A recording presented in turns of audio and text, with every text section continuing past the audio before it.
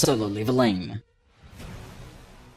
Finding ourselves back in the hospital now, we find a completely changed Jinwoo grinding out some daily training. Actually kinda crazy to see over the past few arcs how much his body has physically changed. Dude looks like a complete beast now.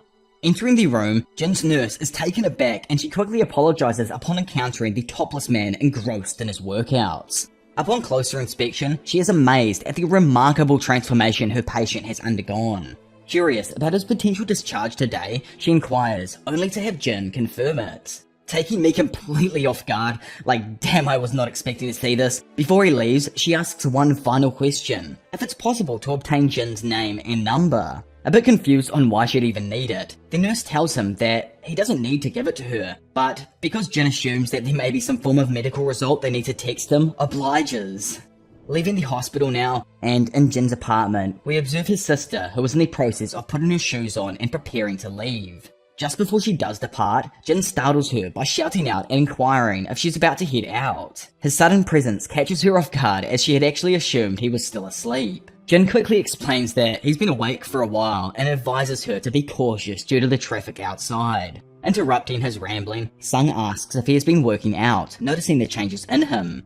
To her, it looks like he's more toned out and has even grown a bit. Telling her to stop with the nonsense and take the umbrella instead, she exclaims that it doesn't even look as if it's going to rain. Plus, it's so heavy. Oh my lord, why in the world is this umbrella heavy? Is it made of gold or something? Demanding that she stop making such a fuss about a silly umbrella, Jin tosses it into her bag and sends her off while waving goodbye. Looking down at his status screen and still having his run, our boy is just like, meh, I'll do the sprint later on. Crazy that this 10k run he had previously, like only a few chapters ago, has turned into a casual sprint for him now. Also, in only a short amount of time, his muscles have grown heaps, and for Jin, he can't really understand how his physical state is changing this much only after just starting to work out. It makes more sense to him that the status screen also actually affects his physical appearance. Since he keeps on increasing his strength stat, his body is in turn changing accordingly. At level 18, Jin has 22 times his original HP and 35 times the MP or magical power. With a strength rating of 48 and 12 remaining points to use, Jin wonders if maybe he's put too much points into strength. He thinks that, even with a high damage output, it's good to have a balance. From what he's felt so far, the synergy between strength and agility is a potent combination, so he will put some more into that stat. However, high health is also better, and the sense stat turned out to be even better than he originally imagined. Wondering if intelligence is something that he needs to build, he knows it's related to magic, but still doesn't have a clue about its overall utility. Ending with only putting more points into strength, agility, and sense, Jin looks over to see his phone begin ringing. Not knowing who it could possibly be, Jin picks it up, only to be instantly harassed by his landlord, who hadn't heard from him in weeks. Obviously, Jin was hospitalized and completely forgot about paying his month's rent. Asking if he should delay the payments for a month to let Jin sort out his finances, Jin, like the chat he is, responds that it's fine, he'll transfer them soon. Hanging up and thinking on his double awakening, Jin assumes that if he really is an awakened person, he should be able to make money pretty quickly. If he then continues to grow at the current rate he is, he'll become a top rank hunter in no time at all. In solo leveling, hunters kill monsters to make their bag. The higher the experience, the higher the rank, and in turn the crystals that the monsters drop are worth even more. To beat a higher rank monster, you need to enter through a gate of the same difficulty. A rank boss, for example, equals an A rank dungeon. Because of that, there can be a lot of competition for the lower rankers who are all able to enter the easier dungeons. Since this is the case, most E rank hunters are never accepted by a guild, and even if they are, it never makes finding a job easier. Jin is, obviously still E rank. Like remember when that dude showed up and the magical crystal thingy read back an MP of only 10? And since, he's never really experienced a gate above D rank, he's in a bit of a tough spot here. Dungeon runners are based on competence, and due to his title of the weakest hunter, his pickings for dungeons were extremely minimal. Questioning if he should just go ahead and get his strength reviewed again, he shoots the idea down as if people do find out about the double awakening, it will become a wildfire of gossip. The wider population love to gossip, and hunters for the last 10 years or so have been in the forefront of this subject. His pay would increase with a rise in his attention, but evil eyes will fall upon him and there's no telling what they might do because of jealousy. Ending his inner monologue, Jin won't tell anyone about his power increase. Instead, he'll make money first by hopefully entering an attack force looking for more members. Suddenly spotting something on his phone, we then shoot across the city to the outskirts of a construction site as Jin makes his entrance. Seeing him arrive, one of the taller guys yells out to him before going over and shaking his hand, while also introducing himself as Hwang Dong-suk. Oh my god, my Korean brothers and sisters, that there is a name for the history books. My boy Dong-suk be out here grinding hard. Oh man, poor boy. Regardless, as Dong-suk inquires if he is the E-ranker, a few nearby hunters start laughing and claim to recognize him. Mockingly questioning if his nickname is truly the world's weakest hunters, the gooners all tease him. Big Dong intervenes on Jin's behalf, telling the Muppets that they need to stop and emphasizing the importance of having enough people to enter the dungeon. When it comes to, like, the dungeon, as listed on this site, it's going to be hard for Jinwoo to fight since it's a C-rank gate. Due to this, he's been exempted from fighting. However, he's still going to get paid 2 million won for showing up and filling the member count. Handing him a contract, Hwang asks for Jin to quickly give it a look over before signing it.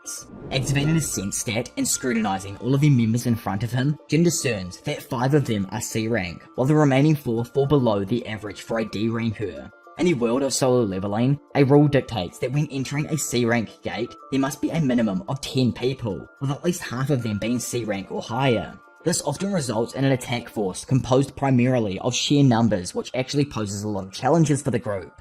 Interrupting Jin's contemplation though, another newcomer approaches and introduces himself as Yu Jin-ho, a 22-year-old D ranker. Similar to Jin, he was also summoned under the same circumstances for needing to fill a gap. Stunned because Jin finds it odd that this dude with all his fancy gear is somehow only D rank, he asks if he's the son of a millionaire. Cutting them off, Dong tells Jin that his role inside of this dungeon will be nothing more than to follow them and take care of the baggage. Inside of the bags, they're filled with a variety of different supplies and tools that may come in handy in case something random happens. Hearing that they have a first aid kit and not a healer, Jin asks why they didn't opt to take one. According to Hwang though, incorporating a healer into the personal attack force is considered extremely challenging. Additionally, the established tradition within the group has always been to operate without one. Perplexed by this decision, Jin internally reassures himself that he won't take responsibility for others' imprudent errors within the dungeon. By the way, in the light novel, Jinwoo actually has a phone call with Dong before meeting up with him. I kind of need to mention it because they kind of refer back to it here and there, or at least I think they do, I can't remember exactly, I just remember that they had a phone call and then when reading this here, it never even happens in the webtoon version, but, you know, oh well. There's another moment that does happen like that throughout this arc here, but we'll get to that later on, obviously. Strapping up, grabbing their bags, and brandishing their blades, the group make their way into the midst of the abandoned construction site. Looking around at the desolate environment, Dong-suk questions if it's because Gyeonggi has been in a bit of a rough spot as of recently. According to Jin-ho, the boss of this construction site gapped it overseas with 9 billion won around 2 weeks ago. Now the remaining workforce and people funding the job are having a difficult time restarting their project. Looking at the ridiculous bag on his back, Jin-ho asks if he'll be alright carrying it all by himself, to which Jin affirmatively replies. He knows that, thanks to his recent strength stat increase, the weight on his back is absolutely nothing. Telling him that he doesn't need to be so formal, Jin-ho asks if he's normally this quiet. Hilariously, Jinwoo, oh my lord guys, we actually have the craziest dilemma here, a Jin dilemma, which is, a little bit painful for my brain right now, but either way, back in the conversation, Jin actually thinks it's him who talks a bit too much, awkwardly replying that he didn't mean to bother him by talking, it's just that no one's really ever taken notice of him before. After all, being a hunter is only a hobby of his. So, you'll see, Jin-ho is actually a conglomerate, which is weird to call a person a conglomerate of some sorts, because, in actual terms speaking, a conglomerate is a large corporation, or more usually, a firm that forms with others to create a conglomerate. Either way, announcing that they've now made it to the entrance, everyone looks at the massive blue portal in front of them. Some think it's odd that the entrance is so large, especially since it was only meant to be a C-rank dungeon, but Hwang reaffirms that the guild gave it a C ranking, plus he's seen a bunch of people go in and out of it. According to legend, the size of the gate isn't actually important. The important thing is the magical energy that flows from within that said gate. To judge the output, a guild will determine the amount and quality of energy it gives off before finally ranking it. There is a larger guild that takes care of everything above B rank, and apparently C rank gates, along with ones lower, are never truly dangerous. Hearing that they're about to enter the dungeon, Jinho brings out his sword and shield, stunning our Jin with just how baller this guy actually is. Looking over, he tells him that they better head in now. However, Jinwoo tells him that it's probably best they don't stick side by side. Examining the rest of the squad, it's pretty obvious that they all make a decent amount of money and are equipped with great gear. In comparison to Jinwoo's previous experiences, these hunters are a completely different breed. Inside the dungeon now, Huang doesn't like how dimly lit the place is, and asks his fellow hunter, Yu Huan, to make some light. Creating an orb of light and illuminating the area in front of them, the group is left baffled that not a single monster is in sight. Instead, a bunch of different tunnels lead off in random directions. Usually, around the outskirts of dungeons, there are a few luminous stones, so it's odd that there isn't any of them in sight here. Looking at Jinwoo and asking if dungeons with no monsters exist, Jin tells the armored up pretty boy to be quiet. Listening and trying to sense something, Jin knows that if there are no lights, it's probably because the monsters like darkness. It isn't that there are no monsters in the place as well, it's just that they haven't appeared yet. Normally, it's hard for monsters to live in a dark place, but if they have some form of intelligence, it means it's possible the monsters don't entirely depend on sight. More likely, they move in large packs and live in the darkness, constantly charging towards any sign of light. Suddenly, as the sweat begins to form on his face, Jin hears a sound coming from down a tunnel. Screaming at everyone that it's insect-type monsters, the others all stand there baffled, wondering if they could be in a nest of some sorts. With the sound getting closer and closer, everyone begins panicking and screaming out, asking for info on what tunnel it could be coming from. Yet, and because everyone is literally in the same situation, it's useless. Coming in clutch once more and hearing the ragged approach, Jin yells out that they're coming from above. Seeing them begin to appear from the darkness, thousands of insect-like creatures begin steadily getting closer. To have any chance of fighting them, Gyuhan recognizes the need to get the insects off the ceiling. He decides to take action and blast the roof exit with a beam of light energy, destroying a bunch of them and causing a few more to drop down to the floor. Taking advantage of the opportunity, Dong-suk gets closer and activates his magical abilities, emanating a vivid red and orange hue. This captivating display draws the attention of the insects towards him. Starting to become overwhelmed, Dong yells out for the damage dealers to do their thing. Darting forth and slicing up all of the insects, the group's C-rank hunters begin making their way towards Dong. Chilling on the sidelines, Jin compliments the C-rank hunters on their versatility. Big Dong Suk is truly fulfilling his job as the group leader, and the damage dealers work excellently together. To him, it's pretty obvious they've worked together for some time. Looking at Juntae and Sukmin, he can't help but feel like they're sort of rough around the edges. Jinho is alright, it's more his equipment is so freaking good that it makes up for his lack of skills with fighting in battle. While Jin thinks everyone's doing well and examining the fight, a sneaky little bug tries to attack from behind, quickly reacting and blitzing it before anyone even notices. Overall, he finds this dungeon run a little bit frustrating. A while later, and after wiping out all of the insects around, Dong-suk asks if they want to hit the entrance up after cleaning the place out. It could take a while to fully finish the dungeon, so there isn't any need for them to exert themselves. Commanding everyone to take the magic crystals, he reminds them that they're splitting them among 9. Walking up to Jinwoo as the others grab all of the crystals, Huang asked about how it was he knew all of the monsters were coming from above.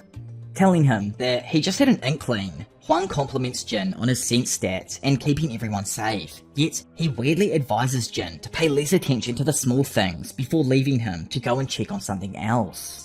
Over with Gyuhan, he explains that the wounds on a bunch of the insects weren't made by them. No blade or burn from magic was found. Instead, it seemed as if they were bitten in 2. What's more, there aren't just 1 or 2 of them, but a bunch are sprawled out throughout the ones they just defeated. Wondering if it was due to a territorial dispute, Huang comes to the conclusion that there must be a stronger monster than these ones around. Perhaps even a boss. Feeling an emotion overtake him, Huang's eyes fill with greed as he smells even more money up for grabs. Noticing the change in their leader, Jinwoo asks Jinho about the worth of his shield and sword, mentioning that his father took extra care in him after hearing that he was participating on his first raid. Jinwoo tells him that he should be wary. He isn't exactly sure on the reason, but as he looks towards the other members of the group, he can't help but feel a menacing aura overtaking them. Throughout this world, a dungeon size will vary. However, the rank plays no role in this. Depending on circumstances, there are times when it takes weeks just to analyze the interior, or times when it only takes a few hours to locate the boss's room. The current dungeon Jin is in is laid out like a maze, so there weren't many fights, but it was annoying to move around in. Like we know, Jinwoo is the baggage carrier, and he doesn't really need to do anything to get involved in battles. To earn money without doing any fighting, Jin thought that was a pretty decent deal. Weirdly though, he recently received an unexpected warning about being aware of lizards. He didn't at the time know why the warning had appeared, but he was sure of one thing. His premonitions have never been wrong, and something just seems off with this group now. Stopping in his tracks, Huang finds it weird that they've been travelling for a while now, but haven't been able to locate a single beast with all 4 limbs intact. Instead, all they've found are destroyed creatures or ones that are in the process of passing. He knows there should still be a boss around, otherwise the gate wouldn't have remained open. Sensing something weird though, he tells one of his boys to bring the light up in front of the group. Illuminating what lays before them, everyone is horrified as they find hundreds of the dungeon's monsters all strung up in a spider's web. Looking into the darkness behind all of the silk, it's evident to the group that this has to be the boss's lair. Commanding that everyone gets ready, Huang then has everyone follow him into the maze of webs. Instantly being blown away, it turns out that inside of the boss's lair, a ton of beautiful blue glowing crystals were found. According to some of the team members, these crystals have less mana than the stones they receive from hunting beasts. They're dirt cheap. However, the amount that surrounds the walls of this cave would certainly sell for more than a singular essence stone. Quickly calculating the average price of these crystals and adding up the total, one of the guys thinks that it could be worth over 1 billion won. Piping up, another of the team members asks Dong-suk if this amount of money would begin to make his brother jealous. Annoyed, Yu Huan tells the dude to not mention his family, especially at a time like this. Feeling slightly gassed up, Huang tells his brother, do so, to take a good look. He's not always right about everything. Back in the past, Huang's brother instantly began treating him like ass after obtaining a higher rank. He even betrayed this beautiful country of Japan and moved to the United States for money.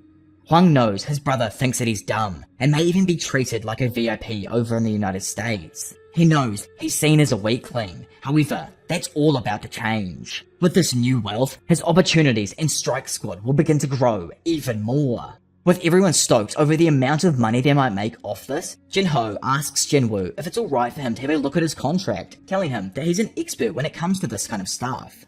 Moments later, Jinho walks forth, wanting to inquire about something in particular. Bringing Jin's contract to the attention of Huang, he elaborates on how it only states that Jinwoo will share in the essence stones gained from hunting. Nothing about extra goods or how they might be distributed is stated. Wanting to know what's up with that, Jinho asks why they left this specific part out of the contract. To him, the mana crystals should be split among all 10 of them, not 9. Feeling a darkness surge through him, Huang turns around to happily explain that all of them will be splitting everything equally. However, before they do that, they need to actually get all of these crystals off the walls. Looking further into the darkness though, everyone starts to make out the shape of a monolithic spider. Hanging there, and a blanket of its own webs perched over the small group and the crystals that lie below. Since they've just found the boss of this dungeon, Huang lets them all know that if they actually defeat the boss now, the gate will close. So before then, they need to first start mining these crystals and transport them out of here. Thankfully, for the time being, the spider is fast asleep after having fed on all of the monsters, giving the group a great opportunity to begin collecting all of those said crystals. Asking if his boy Chujin brought the mining equipment with them, he sadly tells him that they didn't, as they never expected a C-rank dungeon to have mana crystals. Kinda odd that there's some mining equipment in Jin's backpack. Annoyed because, they've got to shoot back and grab them, Huan commands both Jins to stay back and stand guard while the rest grab all of the gear. Confused, Jinho asks for him to repeat that, but Huang reassures him that he'll be fine. He explains that due to the boss already being fed, it is currently fast asleep, and it's unlikely to attack unless provoked by an intrusion into its territory. Huang emphasizes that the 2 low rankers will be safe as long as they don't intentionally provoke it. Aware that it's both Jinho and Jinwoo's first time in a dungeon of this caliber, Huang turns, smiles, and reaffirms his trustworthiness. He assures them that the spider won't be a problem unless it awakens, and points out that despite their loud conversation, it hasn't even stirred the beast. Finally, Huang mentions that he really does need to go and talk with the others before leaving with them. What a dick. In solo leveling's world, each type of dungeon comes with specific rules and requirements. To enter a C-rank dungeon, a minimum of 10 people is necessary, as we've already been over. Jinwoo is aware that the strike squad already consists of 8 members, excluding himself and Jinho. Recalling Huang's suggestion about recruiting a healer, Jin realizes that the other members have been working together for a long time. They've likely experienced numerous amounts of C-rank gates, and from Jin's perspective, don't need to fill the remaining 2 spots in their squad. Just outside the boss's lair, Dong-suk instructs his companion that it's time to seal the entrance to the boss's room immediately. With a menacing grin, the scene suddenly shifts back to their lair as both Jin and Jinho hear something coming from a nearby exit. Rushing into the room, an explosion of fire sends rocks and debris flying throughout. This causes a massive cascade of boulders to fall down from the ceiling, sealing the entrance to the boss's lair and trapping them inside. Turning his head towards the blocked tunnel, Jinwoo remarks that it's just as he suspected. These adversaries are the lizards. In Jin's early days, he learned a crucial lesson. Lizards are absolute dicks. It's widely acknowledged that entering a dungeon is a perilous job, with accidents occurring frequently. Even if a crime were to transpire, proving it is exceptionally challenging, and such incidents are commonplace. Unlike the outside world, dungeons lack CCTV for public viewing, leaving deviant actions unchecked. Jin was taught that in this environment, the weaker someone is, the more likely they are to be discarded. Conversely, if you possess strength, others will seek you out. However, if you're deemed useless or obstructive, much like a lizard shedding its tail, you risk being cast aside. Back in the dungeon now, Jinho yells out, wondering what the hell they should do about the entrance being blocked. Pushing and trying to dislodge the boulders that block the tunnel, he knows that the other members are just trying to kill them to keep the crystals for themselves. Thinking internally, Jinwoo knows he wasn't able to stop them, and because of that, they're already caught in the trap that they created. If they tried anything beforehand though, he could tell the others were ready to cut them down. Remembering what Huang said after Jinwoo initially interfered, and understanding what it truly means now, Jin drops his bags to the floor. From memory, the guy who blocked the door, Gu Han, was a C-rank magician with light-based abilities. Examining the blockages, he can tell that escaping isn't the current problem. Now, and because of the blast, it's awoken the massive spider. Over at the entrance to the dungeon, the other members slowly begin leaving while joking that they should take a break for a bit. One of the guys asks why it is they decided to do it this way. He thinks it would have actually just been easier if they killed them back there themselves. Calling him an idiot though, Huang explains that if they did that and the spider woke up, how would they mine and move the mana crystals? Since they've left the world's weakest E-rank hunter, and a D-rank hunter who's never even fought in a raid before, he knows it's literally impossible for them to beat the boss, no matter how hard they try. For now, they wait. Once the spider has taken care of the others and goes back to sleep, then they can take advantage of it and mine those crystals. If that doesn't work, then the second option is that they have to kill the boss themselves. Remembering how dripped out Jinho's equipment was, they also state that if they can't bring all the crystals back, then at least they can take his stuff. Bringing out his phone and pondering what rich family Jinho was from, Dong-suk jokes that they should at least take care of his funeral. Scrolling through his phone, probably looking for a funeral place, he then asks Gu Han if he thinks he'd be able to take the boss out on his own. Replying that it's impossible in his eyes, Huang begins to stand back up while also agreeing with his underling's take. A boss is a boss. No matter how hard someone tries, 2 low-ranking hunters will never have a chance to make it out alive. Flashing into the lair, Jinho, perceiving himself as the powerhouse of the duo, commands Jinwoo to stand behind him as he contemplates a strategy to defeat the monstrous creature. However, as Jinwoo examines the beast, he discerns its vicious nature and realizes it's far stronger than any adversary he has encountered thus far. The creature boasts numerous eyes, a repulsive mouth, an impressive size, and colossal legs. Its strength surpasses anything that he has faced for sure. The phrase, another level, triggers vivid memories of Jin's harrowing experiences in the Double Dungeon. Acknowledging his own foolishness, Jin recognizes the true meaning of strength. Stepping out in front of the D-ranker, he instructs Jinho to stay put. Lowering his hand and retrieving Risaka's fang from his inventory, Jin announces that this beast is his, and he will be the one to defeat it. Completely baffled, Jinho questions how an E-ranker plans to take down the boss. Without providing a clear answer, Jin raises his blade in preparation for battle and instructs his fellow hunter to focus on finding an escape route. Knowing that he's somewhat correct in his analysis, Jin can only wonder why it is though that he doesn't feel an overwhelming pressure bringing him down to his knees. The blue poison fang Risaka he encountered in the instant dungeon proved to be an exceptionally tough boss for an E rank level, potentially even surpassing their D rank difficulty. However, the golem boss was definitely D rank or even lower. In comparison to these previous challenges, the current boss appears to be unbelievably strong. Jin, noting that he does not succumb to fear in the face of this boss, speculates that he has reached a level of strength where intimidation from a C-ranked boss is no longer an issue. Smirking as the boss charges towards them, Jin, now at level 18, believes this is a fight he can win. As his companion flies forward, Jinho screams out for his older brother, only to be instantly silenced. In front of him, Jinwoo swiftly maneuvers through the air with unprecedented speed, relentlessly stabbing the spider-like beast multiple times. Realizing that his attack worked, Jin is super thankful for having picked up Risaka's fang. Landing back on the floor and remembering the reason a hunter is called a hunter in the first place, he turns back to look at the beast, feeling like the real hunt has only just begun. Skipping back over to Jinho, who's progressively getting more and more ill as he comes to the realization that this person is an E-rank hunter. Stuck in place, he watches in awe as Jin, newly awakened, evades every attack with unreal speeds. Over with our boy, Jinwoo understands that to inflict damage with his dagger, he needs to strike as deeply as possible. Swiftly dodging the spider's attacks, he realizes it has no blind spots. Being a large spider with 8 legs, 2 more than an insect, it can easily penetrate the floor or rocks due to its size. Each attack possesses a potential threat to Jin's life, so he decides to take some time to get in close safely. Darting along the floor, Jinwoo ascends to deliver a barrage of quick but forceful stabs to the spider's face area. Stunned and perplexed, Jinho wonders about the identity of this person in front of him. An E-rank hunter? From his perspective, it seems implausible given the extraordinary movements he's witnessing. Yet, the fact that Jinwoo's submitted rank in the guild is E-rank leaves no room for denial.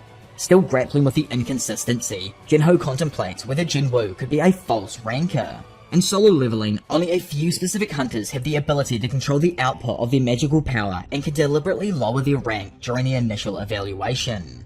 Those who conceal their true powers to secure a lower rank are known as false rankers, or colloquially, smurfs. The alarming aspect of all of this for Jinho is that false rankers are typically individuals with unsettling mental states, often indulging in killing as a hobby.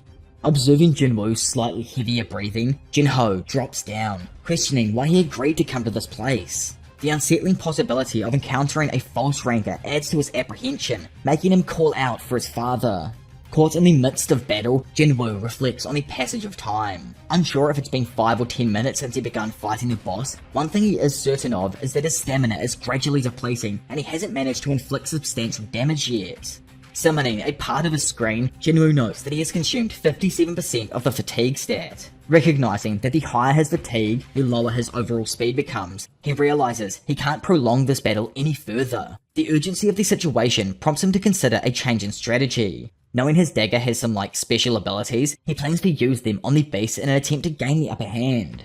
So, just quickly refreshing what the effects even were in the first place. Right now on Risaka's fang, he has Paralyze and Bleed. Paralyze, like the name, will stop someone in their tracks. Bleed, like if you've ever played League of Legends or similar games, will bleed the opponent's health for 1% every second. Bleed, in my opinion, is a pretty lethal ability. The fact that it doesn't say it stops implies it goes on until the opponent can bring it to an end. Either way, continuing on, seeing the spider fall down towards him, Jin knows that the basics of raiding is to exploit the weak points. The head of the monster is naturally a weak point, and the weakest part of that area is the eyes. Getting caught by surprise, a green ooze starts to leak from the mouth of the beast before it shoots a torrent of acidic poison towards Jin that incinerates the floor below. Luckily, Jin was able to dodge out of the way and realized that even this boss was hiding his trump card up until now. Feeling like his time's going to run out if his battle prolongs for much longer, Jin tells himself to quit playing around and focus up. Faster. Willing his legs to move at an even faster speed, Jin knows he wants to close the distance even faster than he did previously. Randomly, his screen appears letting him know that a new skill, Sprint, was activated. Due to this, his movement will increase by 30%. Instantly, Jin vanishes, kicking stones up as he rushes forward, aiming to defeat the spider once and for all. Turning into a flash of blue light, Jin darts around the exterior of the beast, stabbing it with his dagger over and over again in an attempt to activate his effects. Sadly, and just after his paralysis effect activated, it deactivated because the enemy's resistance was too high. Pretty much like he's out-leveled right here. Say the monster's level is too high on Jin where his effects don't land at all pretty much. He wants to finish this battle as quickly as possible, but it's quickly dragging out since he's unable to land a critical hit here. As Jin's breathing intensifies, it's evident that his fatigue has increased to 61. Despite the escalating exhaustion, he pushes his body to endure just a bit more.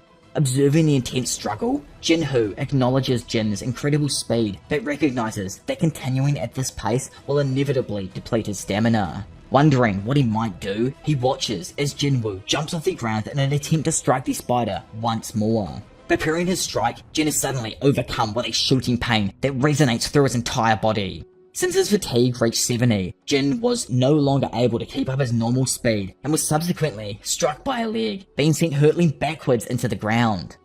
Absolutely knackered, Jin looks up to see the spider quickly chasing him down, intending to land its killing blow. Flashing back to a memory where he was given a chance to pick from his rewards and first tried out the status recovery, he accepts today's status recovery. All of a sudden, Jin burst from the floor just as the spider was about to destroy the area he was laying in.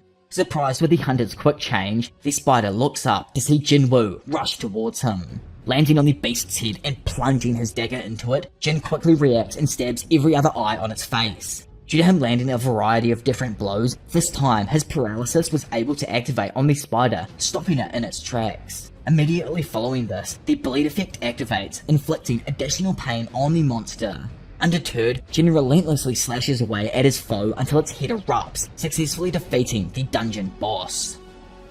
With the massive spider carcass sprawled out behind him, Jin levels up 3 more times, bringing his current level to 21. Reflecting for a moment, he admits that accepting the daily quest reward when he did likely saved him from potential death. Observing Jinwoo, Jinho becomes more convinced that he must be a false ranker. Noticing that he's finished gathering the monster's crystals, the little bro approaches him, now carrying all of the bags and offering to store the magic crystals as well. Dropping the bags and noting that the equipment was already inside these bags, Jinho starts mining the crystals, leaving Jinwoo bewildered with the change in attitude. Pondering that it might be because Jinho sees him as a savior, Jin's thoughts are interrupted as the entrance to the lair is blown open by Guhan's light magic. Cutting myself off for a moment here, something crazy I just remembered and almost forgot to include was that, like I mentioned previously in the story about the novel and everything, Jin in the novel actually defeated the giant arachnid without using status recovery. So I wonder why it was that it was different here. I'd love to know all your thoughts and everything down below. Walking into the lair and expecting to see a few dead losers, Huang is stunned to silence after seeing that they both somehow survived. The others ask how the hell they survived and if the boss is dead. Did they kill it by themselves? They all bicker, trying to figure out what happened. Wuhan even assumes that the spider may have just been a large, stupid creature. Others think that it's probably the equipment Jinho was wearing that allowed them to survive. Thinking he underestimated Jinho, Huang knows that the E ranker wouldn't have been any help here, so he concludes that the D ranker had to have been the one who took it down by himself. He isn't able to tell what kind of special ability his gear might have, so he thinks it might be troublesome if they decide to become his enemy. One of the goons turns and asks Huang what they should do now, to which it's revealed that the group's next plan of action is to try and win Jinho over. Yelling out to the D ranker, Huang tells him that they searched him up because he had such nice equipment and was blown away to find out he was the son of the great chairman Yo Myung-han. Also, while we are here and everything, can someone explain to me, who understands Korean culture a bit better than obviously I do, why everyone seems to have a different last name? Is it just the first name that takes the role of the family name in this culture and everything? How does that all work out here? Either way, I'm just kind of curious. Probably could search it up on Google and figure it out like I've done for the video right here. But, you know, we're not going to dwell on that for much longer. Asking if that was indeed his father, Jinho annoyingly affirms it. Huang then gives him an option. You see, Big Dong Suk wants to talk about something with his dad, and because of this, they're willing to give him a chance only if he strikes Sung Jin-woo down. Reiterating that this is only the way he will live, Huang commands him to kill Sung Jin-woo and join their group, otherwise both of them will be taken out. Seeing him hesitate, they ask why. After all, nobody will know what happens in the dungeon. Or was it perhaps because he was afraid of an E-ranker? Turning to Jinwoo and looking at him, our boy lets him know that it's okay. It was always a given that he'll be betrayed because he's weak. Not taking this for an answer though, Jinho stuns everyone as he stands his ground and sticks next to Jinwoo. Obviously bro, has his head screwed on here and everything, and while this is going on, the others ask Dong what they should do now, to which he replies that they need to take care of the weak one first. Taking on a menacing aura, Hwang unsheaths his blade and questions the two if they've ever killed a human. Suddenly, an emergency quest notification appears in front of Jinwoo, informing him that a quest has been issued. The system recognizes the presence of entities nearby with intentions to harm the player. To survive and ensure his safety, Jin is required to slay them all. Failure to complete this quest will result in a penalty quest, much like the one issued back in the hospital. The required kill count is set at 8, with Jin's current number of felled enemies standing at 0. Confused and left grappling with the sudden turn of events, Jin has no time to dwell on his predicament as Guohan unleashes a blast of light energy. The attack connects with Jinwoo, propelling him across the room and crashing into a nearby wall. Dismissing the perceived insignificance of the supposed pathetic E-rank, the others all call out to Jinho, urging him to join them. Glaring back at them with tears in his eyes, Jinho accuses them of all being nothing but murderers. Laying there himself in a pile of rubble on the other side of the room, Jin just questions why. Why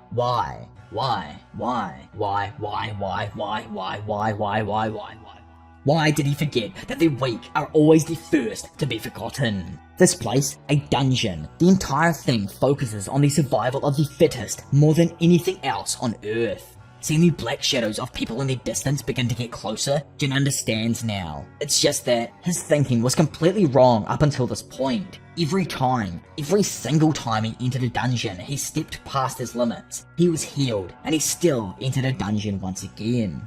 For some bizarre reason, he always mistook this place for a safe one. Now, and only after seeing that the system is forcing him to murder this enemy, he has realized it. When there is a threat, you kill if you don't want to be killed. This isn't a coincidence nor goodwill. This is what the system needs, a strong Jinwoo.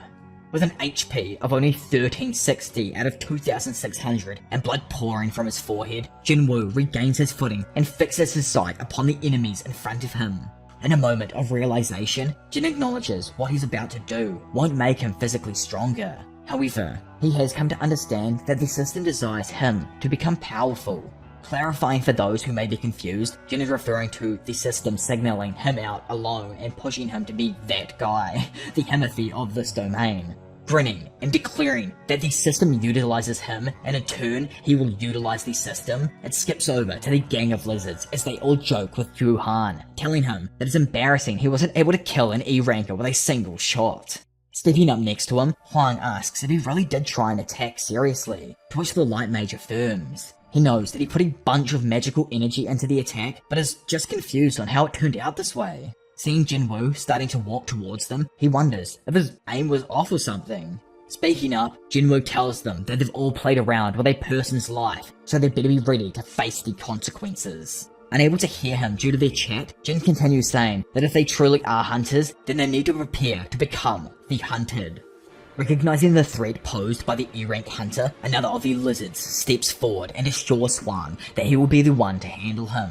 Appearing instantly on Jin's shoulder, the lizard attempts to convey to him that it seems Jin doesn't quite grasp the gravity of the situation. Unfortunately for the diminutive creature, he fails to sense Jin opening his inventory and retrieving a blade. In a swift and seamless motion, Jin slices through the first lizard, catching Jinho and Dong Suk by complete surprise. Announcing that that's the first one down, the remaining 7 members all scream out in horror, wondering when it was Jin picked up a knife. And when that Jun Tae, laugh out loud, I love how his name was probably never even mentioned before his death, was still D-rank, Hwang is baffled with how an E-ranker took him out. Covered in blood, Jin, slightly distraught, knows that he just committed the ultimate sin, murder. Although he's able to detach himself from the crime and say that the system ordered him to do it, it doesn't change the fact that he still did it. Still, it's a dungeon. If he doesn't kill, he will be taken out like the garbage he used to be. There is no escape now. In a world where only the strong-willed survive, Jin reflects on every moment that brought him to this perilous juncture, and after a good while, decides to seize the moment. Feeling darkness overrun his mind, he leans into it, allowing his most malevolent self to emerge from the abyss of hell. His magical aura flares up, stunning all those around him. The transformation signifies a shift in Jin's demeanor. Like we all saw him get a bit manic back there in awe with the spider earlier on, but now, as he fully embraces the harsh reality of his circumstances, he almost accepts the darkness as a part of him. Unaware of Jin's transformation, Huang cautions his comrades to not let their guards down, and orders Guhan to unleash another blast. Following these orders and channeling his energy, the dude creates a large orb of light and hurls it towards Jin with all of his might. Instantly vanishing from the mage's sight, Jinwoo reappears underneath the dude's arm, dodging the blast and remarking that his magic is freaking annoying. In a flash, Jin absolutely sharts all over this dude, vanquishing him before he even realizes what happens. Enraged after just watching their boy get treated like fodder trash, two more guys rush forth in an attempt to strike. However, with remarkable ease, Jin dodges their attacks and swiftly dispatches both, sending them straight to the Shadow Realm. Li Chul-jun strikes at Jinwoo a few times, however, Jin is just too fast and evades the lizard's attacks, making Li question how an E-ranker is moving this way. Letting the darkness speak for him, Jin states that if they are indeed hunters, why don't they try hunting? Hunters were made to hunt. All of a sudden, Li is afflicted with Jin's paralysis effect, making him scream out in horror after realizing that his body won't even move. The other lizards see it and question if it's a form of magic. Jin-ho, on the other hand, who's already spectated one of these battles, thinks that he's getting stronger than when he originally fought the dungeon boss. Back in the fight, Jin swiftly inflicts the effects of his blade on 3 more members, leaving them screaming out in horrified pain. Dropping them to the floor with a flash of his movements, Jinwoo begins to approach the final member of the group. Still stunned, Huang questions if it was actually Jin who dispatched the dungeon boss, which is like, no, really man, who would have expected that? Not expecting an E rank to defeat all of his members, Huang begins to power up, vowing to show that not all C rankers are on the same level. Activating Empower, a fiery red glow envelops Dong-Suk's body, granting him a massive increase in power. Confident in his strategy, Huang believes that no matter how much of a monster his opponent is, he should be tired after fighting a dungeon boss and 7 hunters. Examining him more, he comes to the conclusion that he specialized in agility and dexterity, and is convinced that Jin lacks the skill to pierce through his Empower ability, so in turn will be destroyed the moment he attempts to attack it. Flashing face to face though with the leader of the lizard group, Jin confidently asserts that he is indeed strong. However, there is one thing the leader doesn't know. Placing his palm over Dong-Suk's face, Jin completely halts the man's movement and slams him head first onto the dungeon floor. Looking down at the subdued man, Jin reveals that it's because he's always leveling up, ceaselessly. Slowly coming to, Huang wonders what happened. Surely he wasn't just slammed into the ground. Snapping back up and realizing that his life is in danger, he wonders if this means the person who stands before him is a false ranker. Pleading for them to not kill him, he says he'll give Jin money, and he can have all of the mana and magic crystals too. Glaring at the C-rank lizard, Jin tells them that it's happened 3 times now. Still, he just wants to clarify that the person who tried to kill him 3 times is now asking for forgiveness. Understanding that Jin has no intention of stopping, a look of terror crosses Huang's face as he screams out, questioning if Jin believes he can get away with this. Jin calmly reminds him of what he said earlier. Nobody knows what happens inside a dungeon. Despite Huang's insistence that Jin will never get away with this, and him not knowing who his little brother truly is, Jinwoo pays no attention to what he says and abruptly ends the conversation along with the life of the final lizard. All of a sudden, grossed out of the fact that his clothes got all messy and also realizing they don't even fit anymore, Jinwoo just decides he'll go and buy some new ones after he leaves. Obviously, man knows he's about to get the boss's crystals and probably some mana crystals off the wall. Also grossed out, but more for the fact that he just witnessed a mass homicide, Jin-ho looks in his fellow hunter's direction. Pointing out that due to them defeating the boss, the dungeon is closing quickly, Jinwoo has the other Jin follow him towards the exit. Simultaneously, a new reward screen appears in front of Jin, letting him know that he has completed the emergency quest and received a new reward. Accepting the reward, Jin is given 3 new rewards to choose from at any time. Picking the 3rd skill out and accepting it now, Bloodlust is activated as a new skill instantly. This ability uses 100 mana, but is able to put a selected target or targets in a state of fear for 1 minute, along with another effect of fear that lowers everyone's stats by 50%. Skipping away from everything here though, and going over to the good old United States of America, more specifically Washington, we find a bulky man waking up and randomly wondering what time it was in Korea. Guessing he must have had a bad dream or something, tears roll down his cheeks, and he places his hands upon his now wet eyes. That was a step and a half up for the series. I can 100% say when I started reading this art, I did not expect Jin to go Itachi mode and wipe a squad from existence. The freaking game itself was like, bruh, I see you might get killed. Sorry, I'm not gonna help you out, but instead ruin you mentally with this crazy new instant quest that it totally didn't create just on the spot there. What can I say? This arc truly caught me by surprise, and I would love if this series is constantly able to reproduce the same kind of twists. What did you all think? I'd love to know down in the comment section below, and if you were as blown away with this switch up as I was, then make sure to tell me your favourite moment down below.